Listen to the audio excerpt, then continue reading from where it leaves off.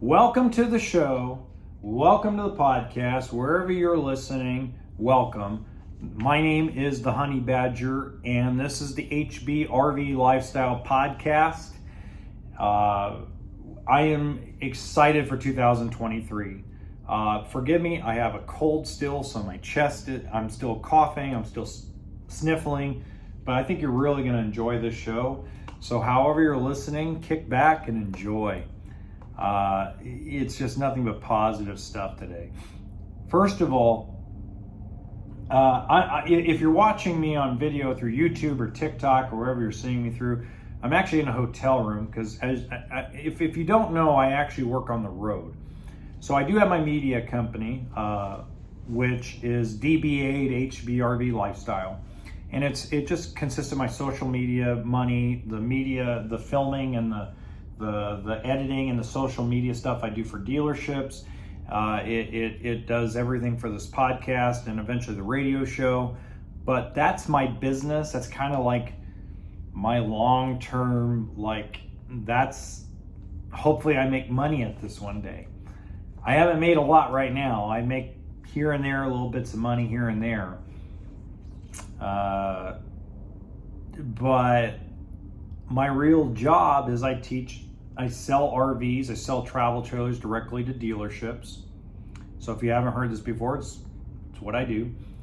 And I train the salespeople how to sell them. And then I go on the road and I do shows. In fact, on this 21-day trip I'm doing away from my family and getting on the road to work, I'll be at the Tacoma RV Show, January 19th, 20th, 21st, and 22nd, I believe is the dates of the show. Let me double check that real quick looking on my computer. We're going to click and make some noise. I am right. It's the 19th through the 22nd.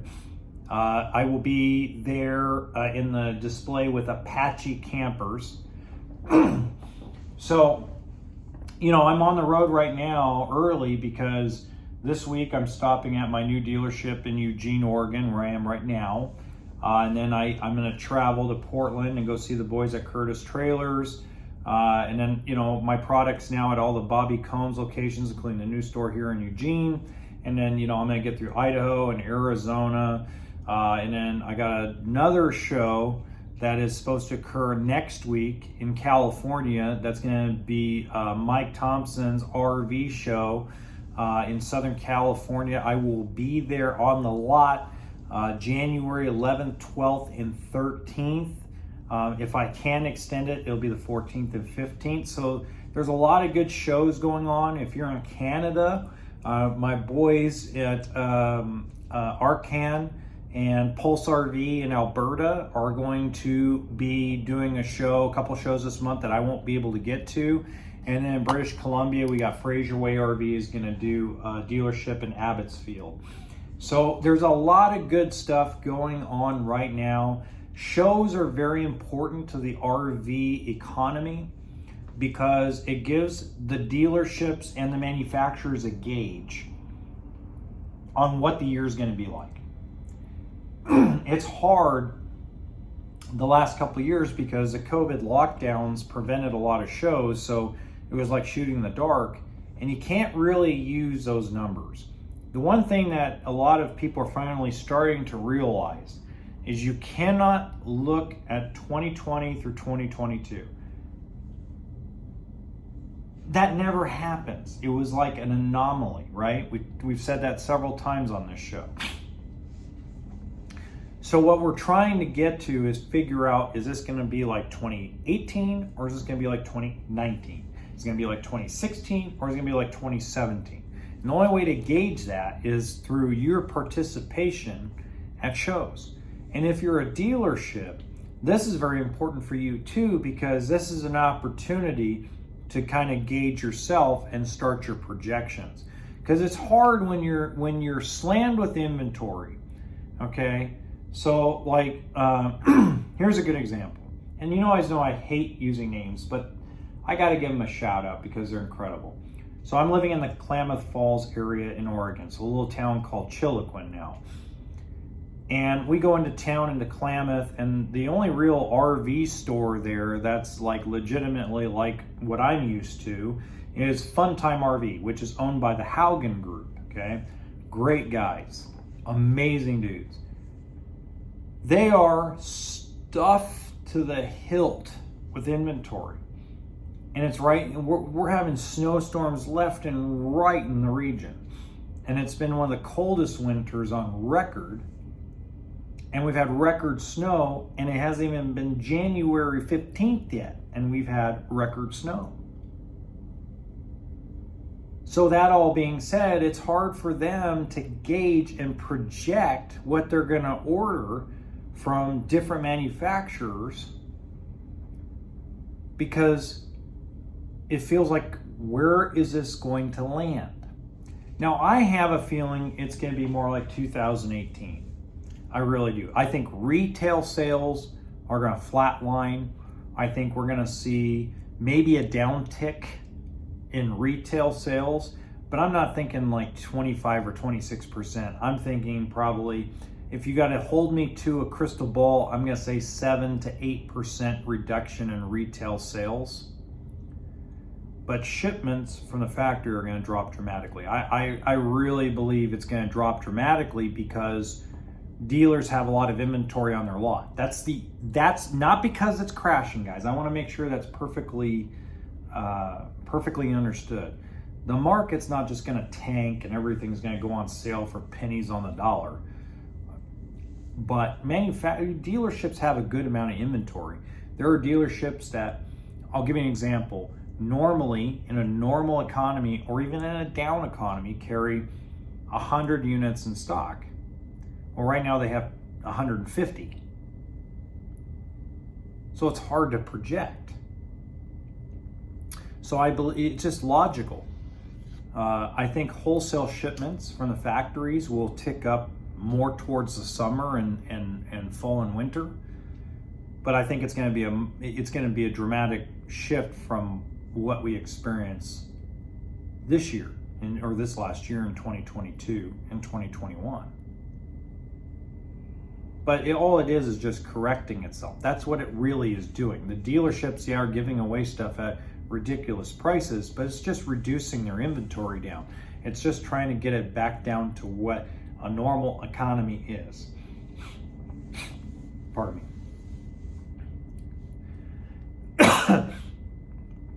There's a lot of bad information out there. There's guys that are going, oh God, there's manufacturers going out of business or shutting down the factories. No, there were manufacturers. Now I have been very, very fortunate, and the division and the factory the workers that build the product that I sell to dealers, we've been fortunate enough to stay open and only do our normal shutdowns. But most places are like, you know what? It's the worst winter on record in most places. Let's shut down for Christmas and most of January. Everybody go get 4 to 6 weeks of sunshine in a southern state, or get your house in order, or go enjoy the time off. And we'll start back up February 1st. That's pretty smart. Because the industry overbuilt, because there was still the thought process of supply and demand.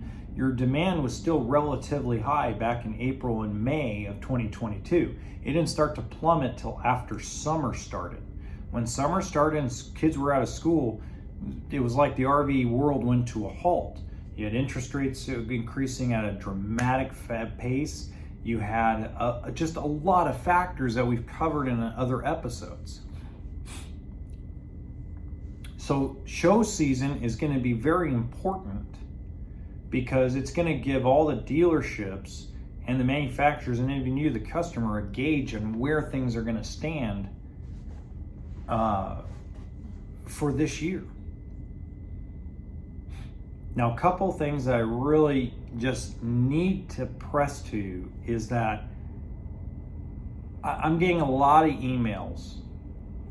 And if you don't know, I have a regular YouTube channel. If you're watching this podcast on YouTube, there's another channel. If you put in HBRV Lifestyle, it's Henry Bravo Victor, Henry Bravo Randy Victor Lifestyle, HBRV Lifestyle, you'll see I have like 300 something videos and 4,000 subscribers. When you go on there, pardon me, you're gonna see a lot of videos where I tell you that, hey, you gotta take advantage of pricing now. But I get a ton of emails from that channel asking me in the last week, when's the best time for me to buy? You ready for the secret? You sure? Okay. Hold on to something. The day you find the right unit at a reasonable price. There's no specialty to it. Like you go into the car business. You go buy a Cadillac or a Lexus or something of nature, end of year sale.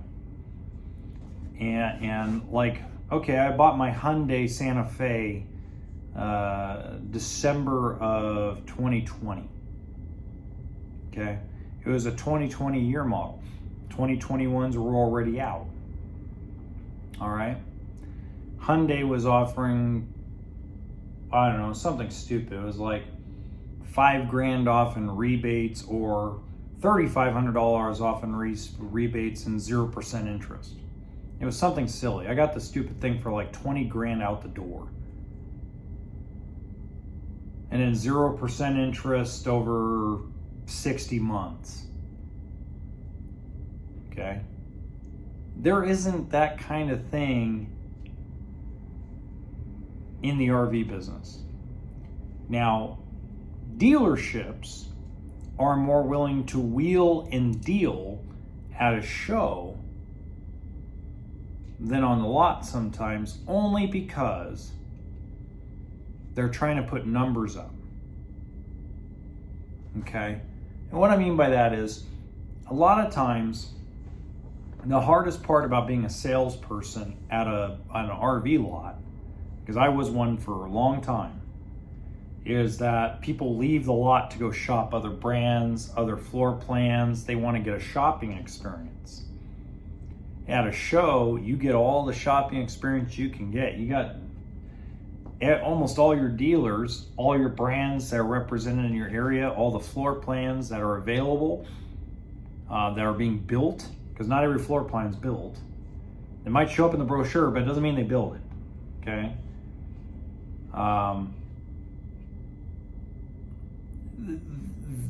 There's a shopping experience. So I'd rather work a show as a salesperson because I get a good shot at selling you something that day, because you can walk around and see everything. And then it becomes about wheeling and dealing, because then it becomes a competition.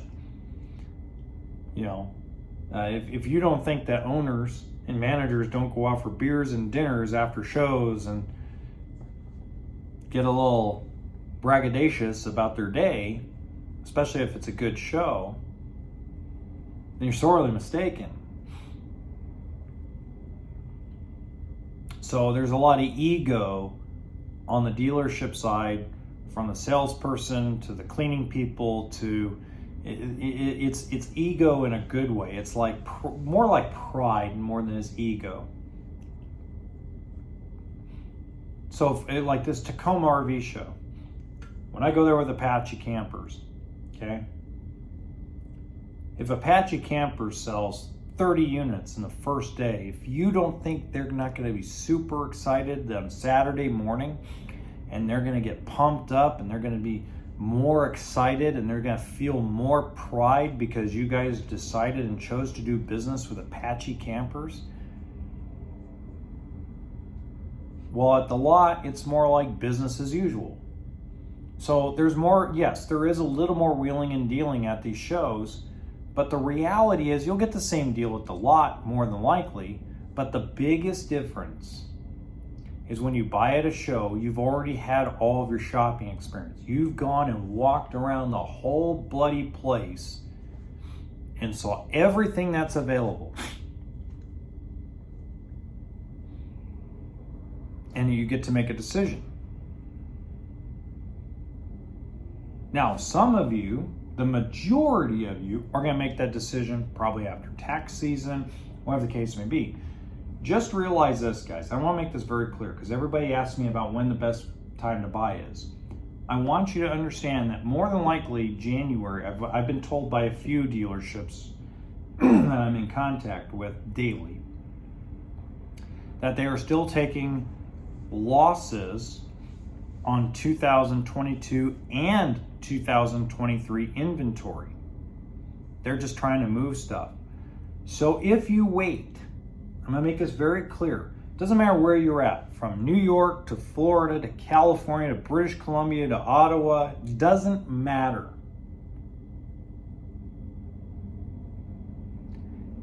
You will pay more money in March, April, and May of this year than you will in January and February. Just know that and understand it. Okay? I'm not trying to rush your decision making, but I want you to understand that at some point this year, a dealership, which is a business, has to make some sort of profit to stay in business. They can't simply take losses all year long. They can't. No business can. They have to make money so they could pay the salespeople, they could pay the technician, they could pay. And I know this sounds like basic stuff, like I'm talking like everybody's 5 years old, but I think some people don't. Some people have that block that comes from a terrible taste in your mouth about salespeople. Great example. The movie Used Cars makes salespeople look horrible. It's funny. The movie's hilarious, but it just puts salespeople in a bad light. That's why I changed the way I did things. That's why I'm the honey badger, because I just give it to how it is. This is how it is. If you don't like me, hey, I get it. Thank God I had a very successful career. I'm a good closer. And I'm not a closer, guys, going hard and go punch you in the stomach. No. And I don't play games. I just go in and kind of give you the details of what is real and what is not. And it's funny because I remember, great story. I was at Camping World being a manager, and I went in and talked to a guy for probably 10, 15 minutes, kind of just laid it all out there, kind of got to know him a little bit. I didn't have much to go on because, again, didn't spend 3 hours with him like the salesperson did. And the guy got up and walked out. Okay. Now, most people, there's this, I always say, there's the turn your head-itis, right? So, and it's really like exaggerated in television shows and movies where a salesperson goes, wait, that's not all we can do. And I remember this particular guy walked out the door and he stood outside right by his truck like, why aren't they coming out, running out here to come grab me? And it was just so funny. He ended up walking back in about 10 minutes later, and he came and grabbed me out of the tower. And he says, "We're really at the bottom, aren't we?" And I go, "Yeah, I just don't play games. You know, that it's not the right number, it's not the right number. I can't blame you." And the guy was like, "No, we'll do the deal." But it's just kind of funny how those stigmas of how to negotiate, and that salespeople are these ugly, rotten creatures that are just after your money.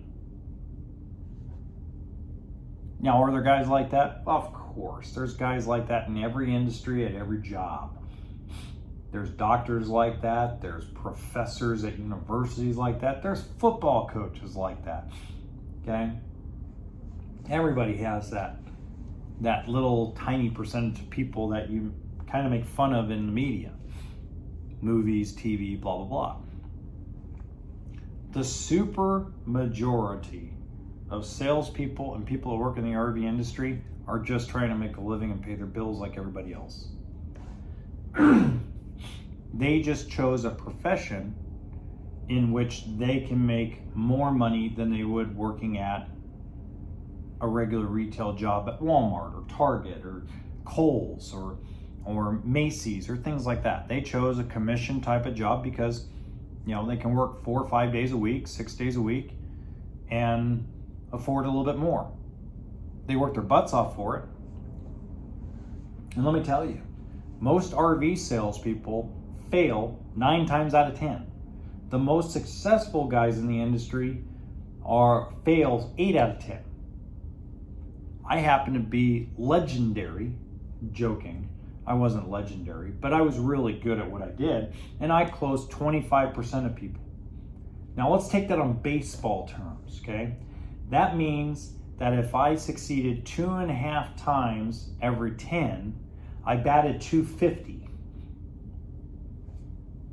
That's about that. It's the only thing I can ever compare it to is baseball is a game of failure. If you fail 7 times out of 10 for an entire career in baseball, you're in the Hall of Fame. If you fail 8 times out of 10 in the RV business, in the RV sales business, you are a legend. Because you deal with a lot of rejection. You deal with a lot of people that can't qualify for the loan. And you deal with a ton, I'm going to repeat it again, a ton of rejection because of stigmas. So the reality is, you're absolutely right. You can get a better deal at a show sometimes. You get a better deal at a lot sometimes. But the best motivation for most dealerships, especially right now, is if you go to a show, they're going to be a lot more flexible than if you go to the lot because they're trying to just put up some numbers. And you got to realize the excitement and the competition with other dealers and that sense of pride, that sense of, man, we killed it today. I remember, man, I was, one of the best examples of this, and I forgot this because I haven't worked shows as an actual salesperson in years, okay? But Curtis Trailers, Robbie and Kara are the owners, and man, was it super exciting to listen to them. They were all stoked every day, even if they didn't hit their goals. You know, everybody has goals, daily goals that they're trying to hit. And the November show was very slow compared to the September one. I think everybody's kind of showed out by then, and it was right in the middle of the election. But I remember they sold like only 16 units on like the first Thursday, I think it was. I think it was 15 or 16. And their goal was like 25. And I'm telling you, Kara was like super stoked. Robbie was super stoked. All the management team was together. They all were like super excited to be there. They were excited to be a part of the team. They all had this positive energy about them. And it like shows.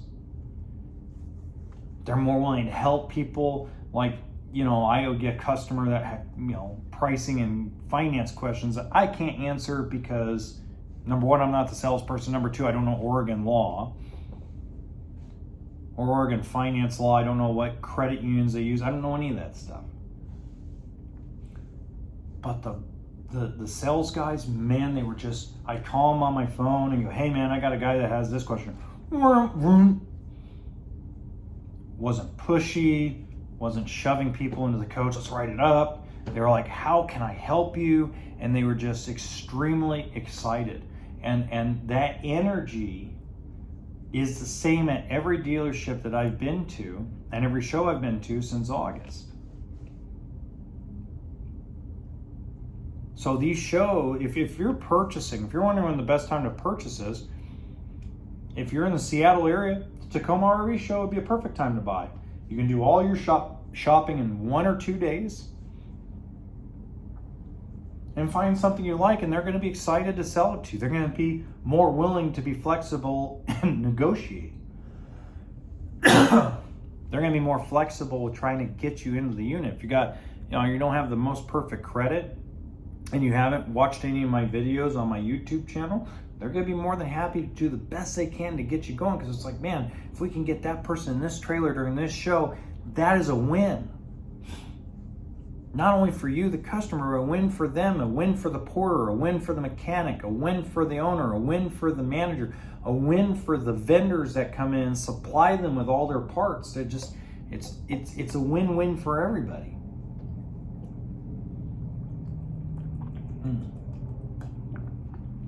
Sorry, drinking water. Oh. Yeah, you know, one thing that comes to mind as I'm on the road right now is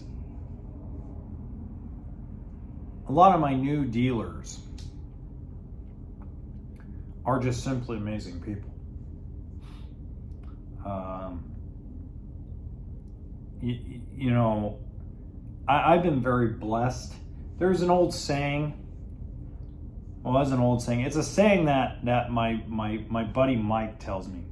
So Mike travels with me every once in a while. He does the tent trailers and the teardrops, and he's a character, man. I can't tell you enough that he's probably one of my favorite guys I've ever traveled with. And I've traveled with a lot of people before. I've gone out of country with people. I've gone to Vegas with big groups, with groups of guys. I've gone all kinds of places with female friends, my wife. You know, my wife is probably the only person I enjoy traveling with more than Mike. No offense to my other friends who are listening to this, but Mike is such a blast to go on the road with. He really is. And he says, you know, the harder you work, the luckier you get. Man, I just feel, I felt so blessed and honored to get a lot of these new dealers on board. I got 2 new dealers in Utah.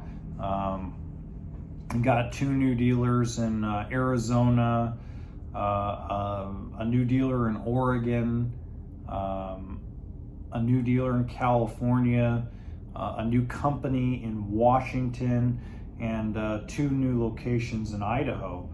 And it's like, I mean, there are guys out there that are struggling to even get people to pick up the phone. And you know, I've just been very blessed, and I got 1 new dealer in Alberta, Canada. 3 guys that just are. I mean, I get so excited when I see Cole email me or on email. So my boss has been communicating with their website guy, and his name's Ryan, and whenever he forwards me the email, just so I'm in the loop, I get this belly of excitement because there's these 3 young guys that just out there to make it, man. There's nothing stopping them, nothing standing in their way. You know, I have, it's hard to name names, you know, but I have a company that has 5 locations across 3 states, and the owner, he knows who he is. Arizona, Idaho, Oregon. If he's listening to this, I feel blessed to work with you, and feel blessed that you know that you chose my product. And I know a lot of it had to do with you were choosing me too, and my bosses. But you know, my new dealer in Southern California, out in the desert. You know, I almost went to work for her a couple of times, and she's been so patient and been so amazing with me that you know, I feel so blessed that I get to be a part of that she's a partner with me. My new Fresno area dealer, he's brand spanking new to Forest River and Coachman and Primetime and all those places, and you know, he's just that the whole dealership's energy is just amazing. And I just feel so blessed. And my buddy in Ventura, I love you, man. You know, I got him started in the rental side, and it just hasn't quit. And just being partnered up with him, and his excitement with him and his wife. You know, sometimes I want to tell him stop taking big Super C motorhomes. It's not a Super C market. Ventura's a small travel trailer and toy hauler market and tent trailer market, dude.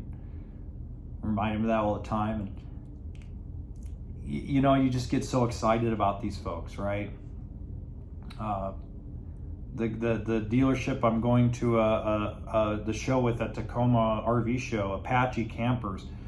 What an amazing tag team of father and son. And they have 3 incredible managers that I've kind of gotten to know through email. An incredibly organized inventory guy. They are just super amazing. And, you know, it's like all these new dealerships, these new locations, you know, the Utah dealerships, they're stuffed with inventory, and they still decided to take me on because, you know, they have a game plan, and it's all symbiotic, and I just feel blessed. I mean, my dream job is coming together. And I had my doubts, guys. Don't get me wrong. I had my doubts. It lasted a day. Okay. And actually, it lasted about, oh God, it didn't last long. I had doubts off and on. I had doubts off and on because, you know, when I was in retail, when I was at a dealership lot, yeah, I worked and never enjoyed my money. I poured a lot of money into starting the media company. I poured a lot of money into starting the media company.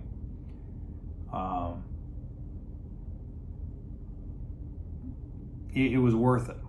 I poured a lot of savings into it. I put some savings into a 5th wheel, which I'm so glad we did because now we're living out of it. I put a lot of money into getting my wife on not necessarily because of vacation, but like I sent her to Turkey, and everybody goes, "Why did you do that?" And it's like, because she's never been out of the North American continent, and I have. And it's an educational experience, and it's something that I really felt like she needed to do. You know, we invested in a lot of things in family in Mexico that didn't pan out, obviously. You know, we invested in a lot of stuff, but I just never got to enjoy the money I was making. California enjoyed the money. The California government enjoyed more of my money, and the federal government enjoyed more of my money than I did. That was a good joke, by the way, but it's also mostly true. So when I switched to this job, it was everybody asked, why did I switch this? Why was this my dream job? Freedom. Freedom. Yeah, I'm on the road 2 to 3 weeks a month right now. But that 1 week I'm home, besides the work I have to do at my office and stuff like that, I get to see my kids come home from school. I get to pick up my kids from school. I get to take them to school. We get to go and play chess. I've been able to play more chess with my daughter, Joanna, in the last 5 months than I have in the last 5 years.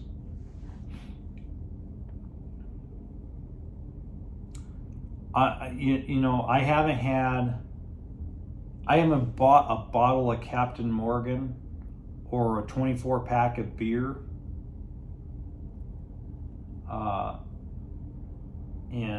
since first week of October of 22.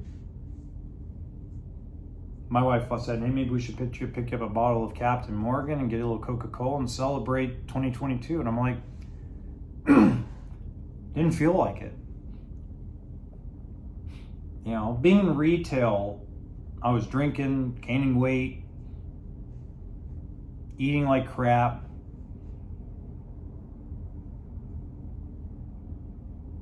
You know, there's a guy who told me when I was leaving Camping World to do this job, he was saying, "You're gonna miss the game." I'm gonna tell you right now to that gentleman, hopefully one day you and I can have a conversation over dinner or something, or over a glass of wine or something. I don't miss the game at all. I love what I do.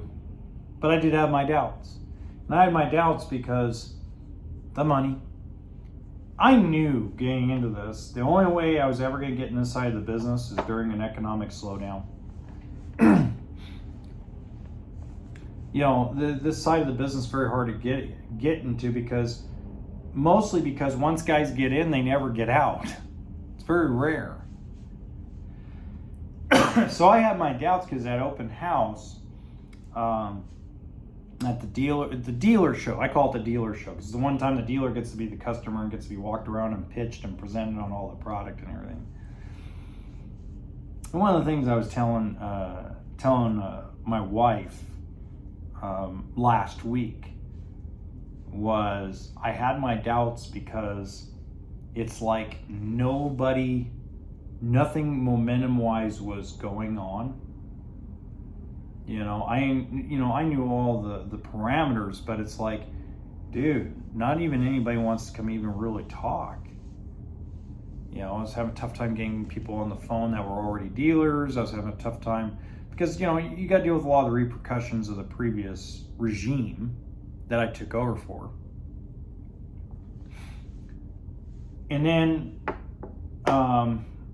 there were two people that I got to give a lot of credit to. And I'm going to use their names, okay? And forgive me, guys, if it's wrong to use your names. But there were two guys that made me feel like I was doing the right thing. One of them did it accidentally. He wasn't trying to. His name's Glenn Coverman. I worked for Glenn for, almost 2 years. Okay, I think I worked for him all the way till December of 2021. Okay, from 2020 to end of 2021. And Glenn's an amazing owner, and he's an amazing dude. And we had a great conversation, two really great conversations during that weekend.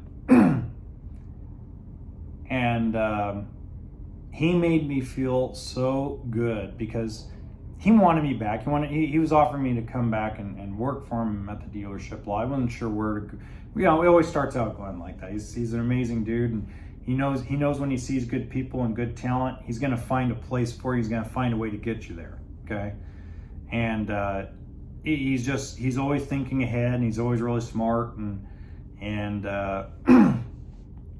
it made me feel good that I had a place to go. And when I got back from Indiana, I'm like, you know what? Let's see how it goes. I had a planned road trip out to down from Northern California, Southern California, into Phoenix, Arizona. This is a great story, okay?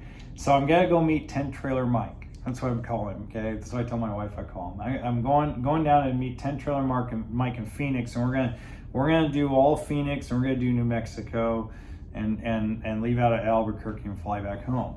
Okay, so I get this rental car. I go all the way through Southern California, stop at certain dealers, had some great conversations with the guys. Got some extra paperwork done with dealers to get them all signed up and done. And then I start driving to Phoenix, and I'm crossing over Palm Springs, and a guy by the name of Bobby Combs calls me. This dude is amazing. Bobby and I met 2018 at the last Pomona show in California, okay? And we really haven't talked since at all until open house. And I knew I was going to sign up his Oregon store and possibly one of his Idaho stores, okay? But the phone call and the conversation with him solidified to me that I did the right move coming to wholesale. I'm not going to give you all the details, okay?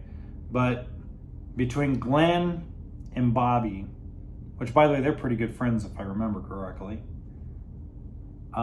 between those two, I knew I made the right move. I knew I made the right decision.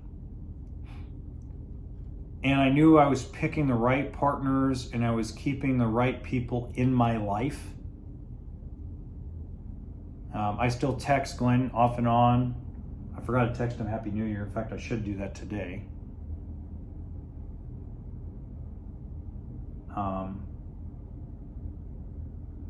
my conversation with Bobby, which wasn't a long one, guys. It's not like anything miraculously was said. It was just that conversation with a man that I respect, the other conversation with Glenn from another man I love and respect, convinced me that all the naysayers are wrong and that I'm following the right path.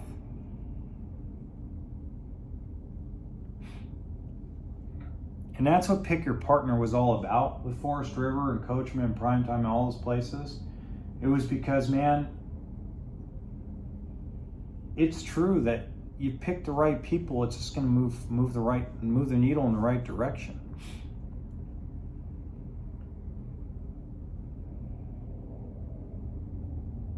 And it keeps getting better every single day. There have been bumps in the road. Don't get me wrong. There have been big bumps in the road, but we're getting there.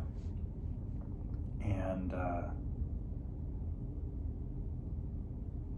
I'm excited for 2023. I know I'm not gonna make millions of dollars this year. I'll be lucky to make $60,000 this year.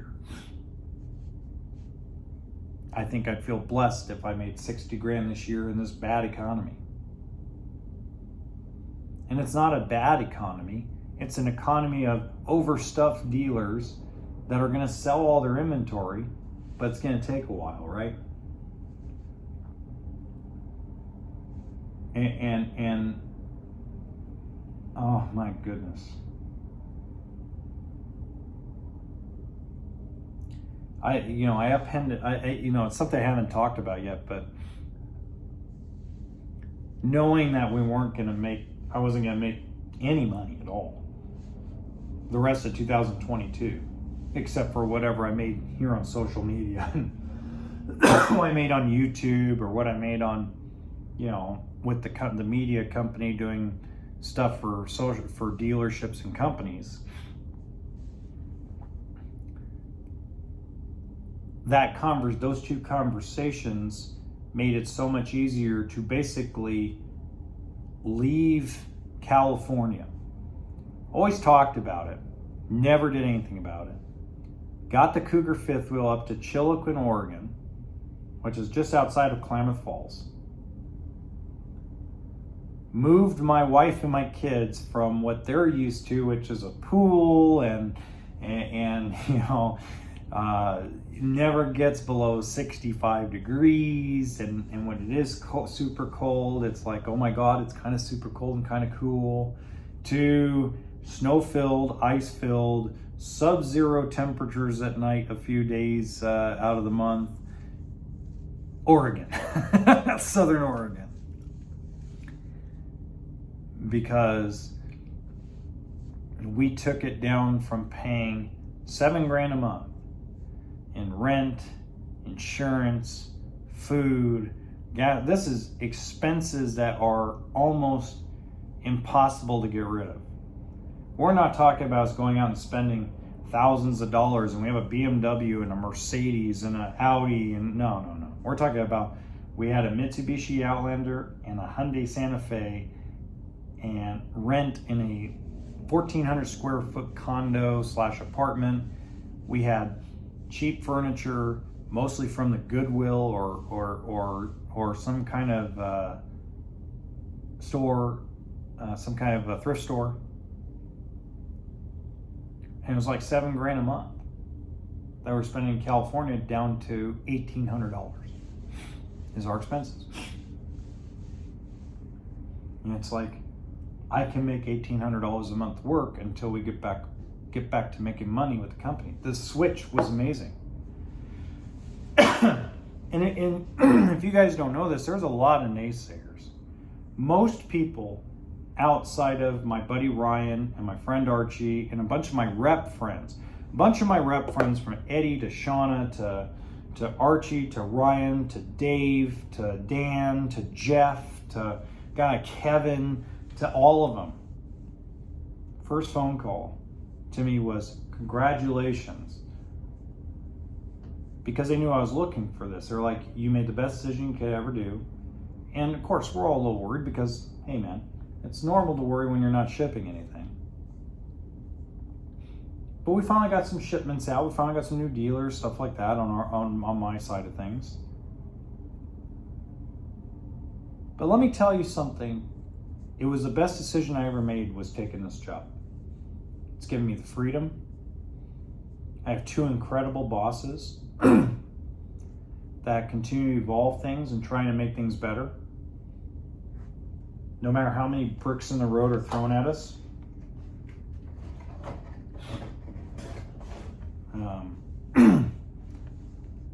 You know, we have an incredible production team, a great service manager. I couldn't have, outside of the dealers I inherited being overstuffed with all kinds of inventory, not just my stuff, but just all kinds of inventory in general. The people have made me feel like, man, I made the right move. I took the right job. I did the right thing at the right moment because I can build something for myself. I can build something for my family. I can build something generational. I can build my media company. Normally, I would come home from work, want to go pour a cocktail, sit in front of the TV, watch some movie or some show that I've seen 15, 20 times, or I'd vegetate in front of a video game that I've beaten a million times. And I wouldn't be doing this. I wouldn't be doing this podcast. I wouldn't have the YouTube channel where it's at today. I wouldn't have TikTok where it's at today. I wouldn't have Instagram Reels where it's at today. I would not have 5 million views on social media in 2022. 5 million. For a small, dinky little guy like me who's a blip on the radar in the world, to get 5 million views on videos between Instagram Reels, TikTok, and YouTube on an educational basis. I'm not shaking my booty or climbing up a pole or lighting something on fire, or, you know, I'm not Mr. Beast who's entertainment. I'm an educational channel. Specific to the camping industry in general. And yet 5 million views. Podcast in 2022, between YouTube and all the other things, 10,600 downloads. 10,600, and I started this in July. I don't spend any money on advertising it. Nothing. You guys have all found it. You that are listening to this have all found it on your own.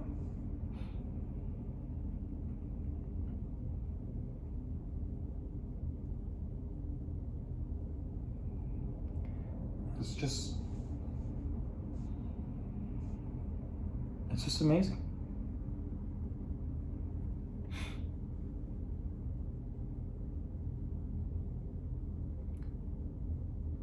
The other thing you're really gonna want to look at this year, and I did my predictions last week. The one thing I didn't go over with you guys is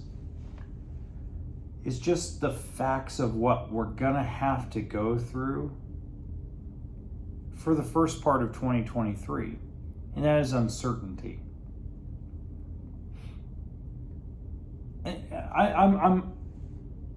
I have a tough time talking about politics or anything that doesn't revolve around my world or anybody I know's world.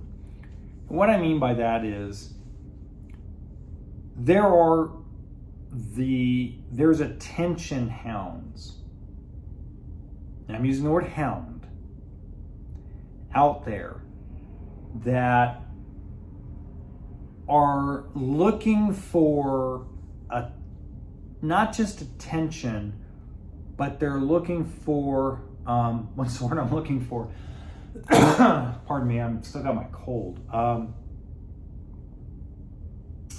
God, the word I'm looking for, it's on the tip of my tongue. It's used so many times. It's, they want confirmation that their existence is important. Best way I could put it, okay? And what we're gonna run into a lot, and we're already running into it right now, and this is not a knock. I don't want to knock him. This is not knocking you, Alpha M, not at all.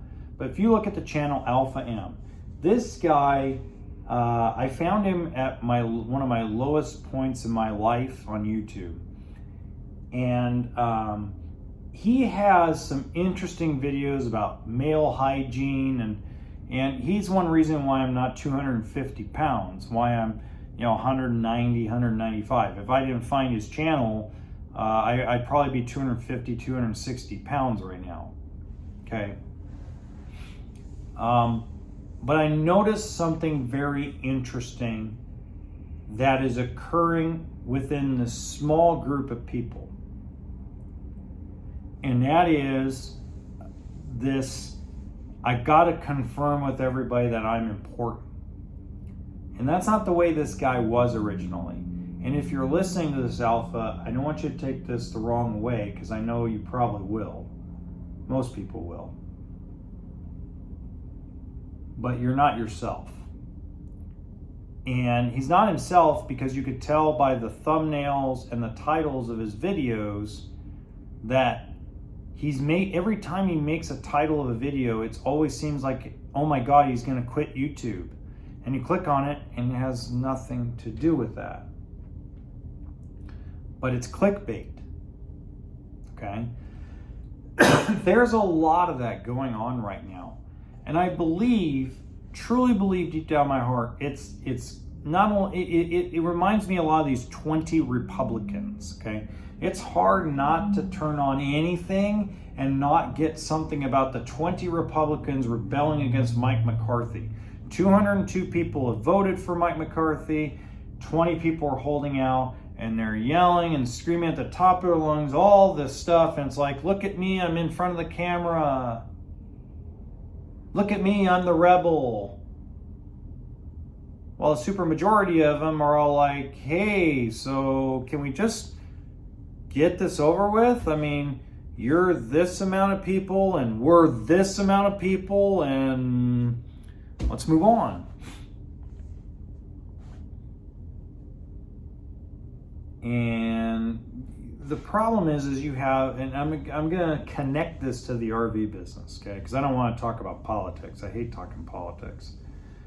But if to connect the dot to the RV business is, there's a lot of YouTubers that are getting a ton of views because of clickbait crap, right? And in the super majority, the big amount of people that are really good at what they do, aka Josh the RV Nerd. Josh the RV Nerd is probably the best RV YouTuber out there. I would be lucky to be a fifth of what he is. Simply an amazing man. I give him a lot of credit for me doing the stuff I'm doing, for starting the media company, for having this podcast, for having my regular YouTube channel. I give him total props, all sides of the world.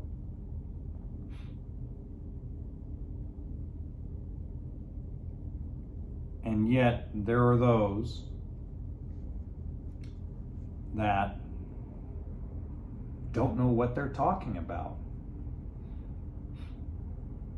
And I say this in almost every episode and at least one section of the episode, because I want to make sure for those that are new to the channel or new to the podcast, that you have an understanding that when you Google RV life, RV loans, RV anything, you're going to find that there's a lot of people with a lot of views, and the thumbnail looks attractive and the title looks like it's something that's going to be very educational for you, and then you get about a lot of bad information. And again, it's because there's just so much competition on YouTube that people start misleading their viewer or trying to mislead new viewers. And then they try to come up with some hocus pocus crap that isn't 100% accurate. It's not even 80% accurate. Most of the time it's between 20 and 25% accurate. They're missing so much information. And a lot of it's because, guys, let's be real about something. A lot of these full-time RVers that are on YouTube that are doing this, not everybody does. I want to make that clear. Not every full-time RVer does this. It's a very small percentage, but they get the most views. They get the most confirmation that they're important. They have never sold an RV on an RV dealership lot in their life. And the information they're giving you about pricing and shows and this and that is all complete horse manure.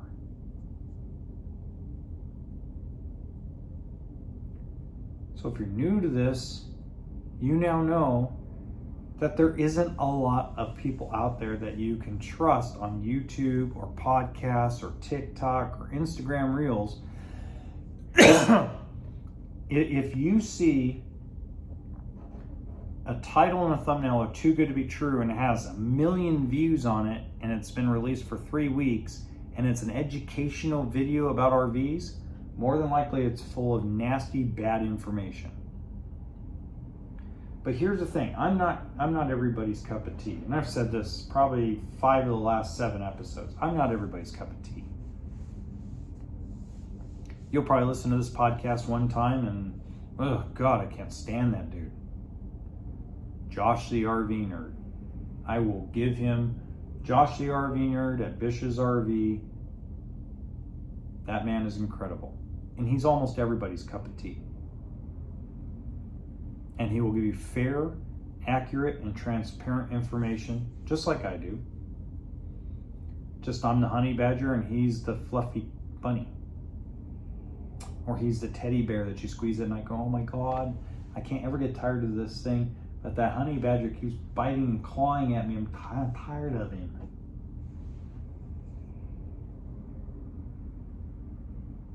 But 2023 is going to be a good year, guys. It's going to be a good year for camping. It's going to be a good year for fishing. It's going to be a good year for all the outdoors because there's been a lot of snow and a lot of rain, especially up in the western United States. There's been record snowfall in a lot of areas, including the eastern Sierra Nevada mountains and the northwestern Sierra Nevada mountains. Jenks Lake in the San Bernardino Mountains looks like it's actually going to get some pretty good snowpack falling in and leaking into the lake. They had incredible snowfall. It just looks like this is going to be a year and a season, a winter season, that is really going to help you want to get to the outdoors. Lakes being more full, rivers being more full. It's going to make people relax about water situations in certain states. In certain states, it's not. I mean, it's hard to get over Las Vegas, Nevada's water problem with Lake Mead. It's very hard to get over that. It's very hard to not be discouraged by parts of the Colorado River. But the ice melting and the snow melting and the snowpack we're getting in a lot of parts of the country are going to help solve a lot of that problem. It's not going to solve every one of them, but it'll solve a lot of them. And it's extremely exciting. Extremely exciting. We got a long way to go. Transportation's got to be sorting out, and trucking and smog and the everyday life crap just pounds you and pounds you and pounds you. And especially if you lived in California as long as I did, California just beats you to the ground. A lot of times you just go, man, how am I ever going to get ahead? You know, that's what the RV business is all about. As my buddy Greg Lewis would say, the RV business, B-I-D-N-E-S, the business. Eating some of my Domino's boneless chicken. So, Yeah. I believe we're also going to have one of those incredible years where campgrounds are going to be easier to access. I'm not going to tell you they're going to be empty. They're going to be easier to access because a lot of people went back to work. There's a lot of people that did it for 2 years and sold their rig. I think this is the year where a lot of people are going to do more weekday camping than weekend camping.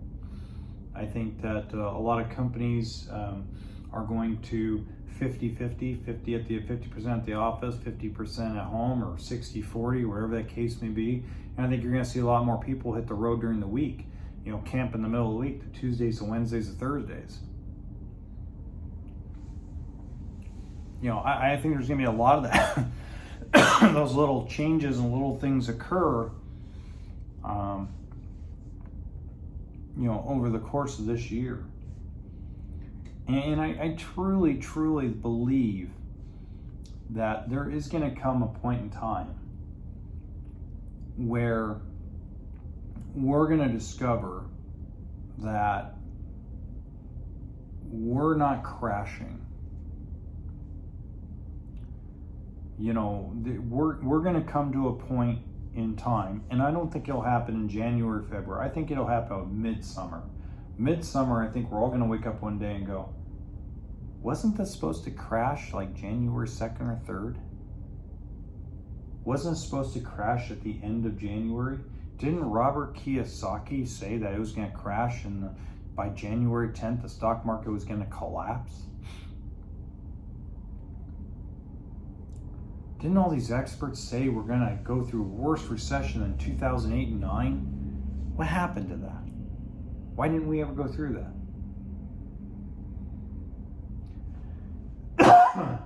And I can tell you why. Why we're probably not going to go through that intense of a correction. It's because there's enough things in place that it will feel like a drop in the bucket. Because we're gonna get to the new norm. The new norm is gonna be plus $3 a gallon of gasoline. We just got to get used to it. That $2.99 a gallon is the new norm. That $3.69 in Oregon is the new norm. That $4 to $4.49 in California is the new normal. $3.80 a gallon for milk is the new normal. It doesn't mean it's right.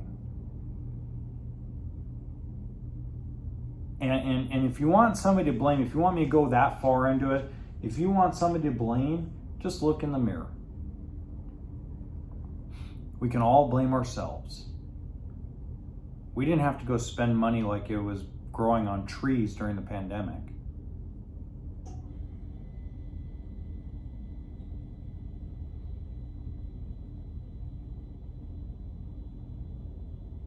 Let's be real.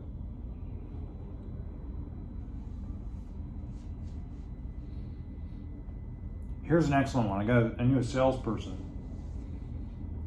He had 3 really good months in the RV business during 2020. Went out and paid premium price for a 2500 Chevy. Spent $100,000 on a truck and another $100,000 on a Tesla. $200,000 in cars and payments. We can't help ourselves. We are a consumer-driven society.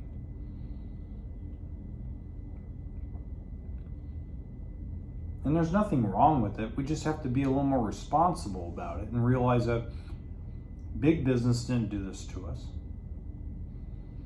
The politicians didn't do this to us. We did it ourselves.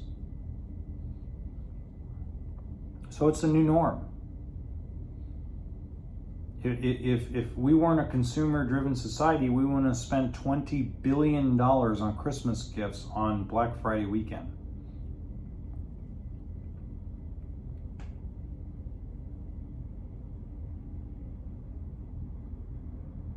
So when we spend $20 billion and the majority of it was cash or debit card, which means it's liquid money, it isn't credit, it just goes to show you that the crash everybody's expecting to happen isn't going to be a crash. It's going to correct itself. The stock market's already begun to do that. It's been doing that for a year.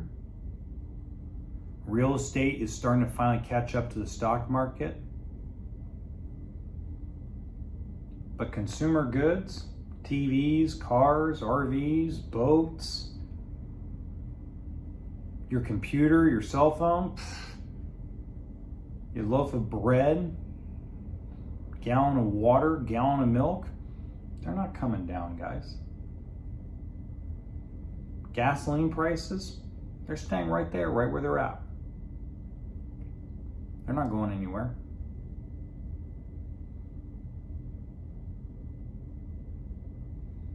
If they do, I'll shove my foot in my mouth. If we get back down to less than $1.50 a gallon, I'll put my foot in my mouth.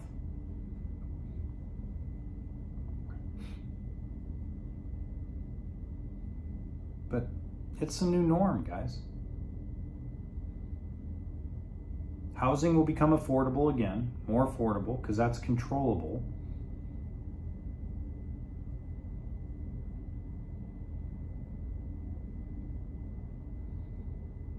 But everything else, there ain't gonna be the crash you guys think it is. It's gonna go back to a correction where the balance of debt and cash is gonna get back to some kind of normal of what it should be.